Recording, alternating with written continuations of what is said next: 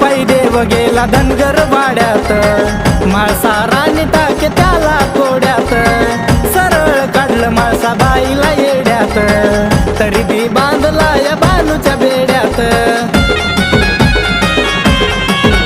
अगं ऐक राणी सांगतो तुला विश्वासात घेतो, नाही करणार मी असं कधी काय.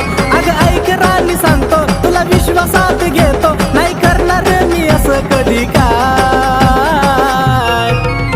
अगं तूच माझी माळसा हाय आणि तूच माझी बानूबाई.